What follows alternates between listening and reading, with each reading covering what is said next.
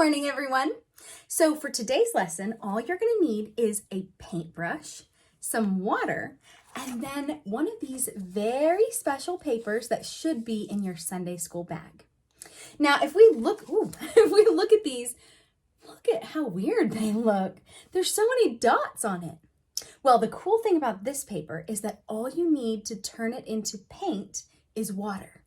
So all of the paint is already on this. You just use your paintbrush and paint over it, and it should change colors and make it into the paint that you want it to be on your paper. So today's going to be a little bit different. Instead of me reading you the stories, what I want you to do is to have a little bit of homework where you are going to look up these stories on your own at home with some help from your grown-up if you'd like. Now, here's one thing. Almost all of these stories are ones that we've already done before, so you're probably going to recognize them. But I still want you to find this story in your Bible. Now, if you don't have a Bible at home, well, maybe it's a good idea to ask a grown-up if they'd be willing to buy one for you. Or you can always go to the library to get one, or if you want to come to church, I have tons of Bibles that I would love to let you have. So, I'm going to show you all of these different ones because each one of you is going to have a different one of these. And I'll tell you a little clue about each story, but I still want you to go home and look up your story on your own and maybe share it with somebody like a friend or your parents. So our first one right here is Noah. So, what do we remember about Noah? There was a big flood. God told him to build this ark. So whoever has this one needs to find out, well, what happened after he built the ark? Why did he even need to build the ark? Interesting. So then the next one we have is Joseph. Joseph and his coat of many colors. Now, if we remember, Joseph, he was the youngest son, but his brothers did not treat him very nice. So you'll have to see, what did his brothers do to him that was so mean? But there were some really good things that actually came out of those bad things that happened.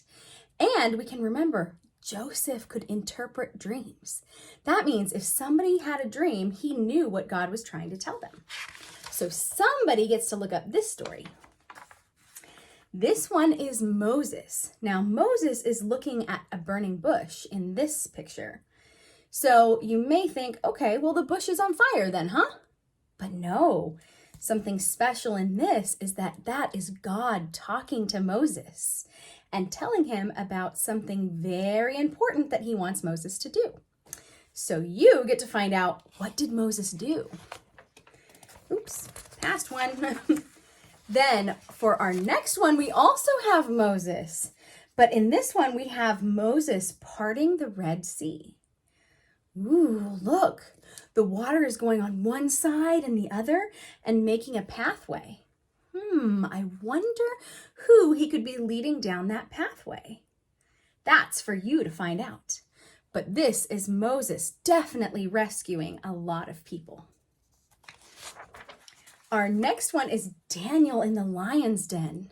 We'll have to find out, how did he get put in this lion's den? But we see that Daniel is praying. Even when things seem horrible, it looks like Daniel's not giving up his faith. So someone gets to find out, how did Daniel get put in this lion's den? And does he ever get taken out?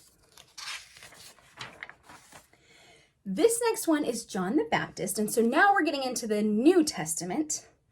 John the Baptist, you'll get to find out a bit more about him.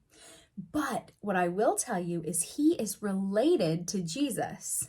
And he is somebody who was telling people that Jesus was coming. So we'll find out more about him. These are easy to accidentally take two of. Okay, so then here we have Gabriel. Now, this is an angel, as you can probably kind of tell. Gabriel shows up in a few different parts of the Bible, but one of which is telling Mary that she's pregnant. So if you have this story, you may want to see, where does Gabriel show up in the story of baby Jesus? And what important messages does Gabriel have? And who all does he tell them to? Next we have Joseph and Mary. So you probably know those are Jesus's parents. But what I want you to find out is, well, why are they riding on this donkey? Where are they going? What's going to happen? Is there anything special with Mary in this picture?